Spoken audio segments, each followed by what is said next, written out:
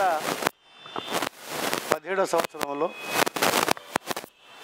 వస్తున్నటువంటి భోగి, సంక్రాంతి, కనుమ ఈ 3 రోజులు కూడా దేశవ్యాప్తంగా, రాష్ట్ర వ్యాప్తంగా ప్రజలందరూ సుఖశాంతులతో ఉండాలని, భోగి రోజున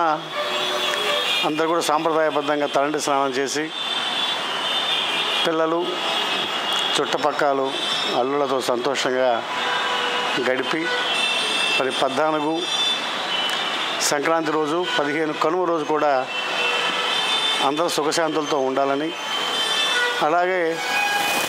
రైతులకు కొత్త పంటలు వచ్చి మంచి గిట్టుబాటు ధర ఉండి రైతులు క్షేమంగా, లాభదాయంగా, సంతోషంగా ఉండాలని, వ్యాపార వర్గాలకి పోయిన సంవత్సరం జరిగినటువంటి ఇబ్బందులన్నీ కూడా తొలగిపోయి మరి వ్యాపారాలన్నీ సక్రమంగా నడిచి మంచి లాభాలతో, పిల్లాజలతో, సుఖశాంతులతో ఉండాలని, కార్మికులు కానీ, మేధావులు కానీ, ప్రజలందరూ కూడా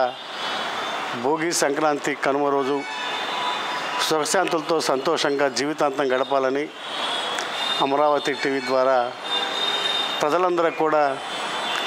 భగవంతుడు ఆయుష్ని, ఆరోగ్యాన్ని, ధైర్యాన్ని, స్థైర్యాన్ని ఇవ్వాలని, ఈ 17వ సంవత్సరం అంతా కూడా సుఖశాంతులతో గడిపి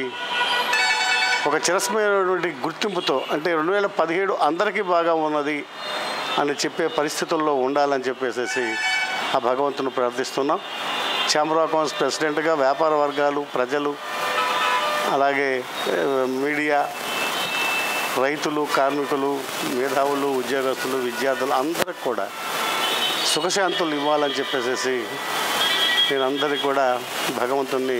వారందరి తరఫున నేను ప్రార్థిస్తూ ఉన్నాను.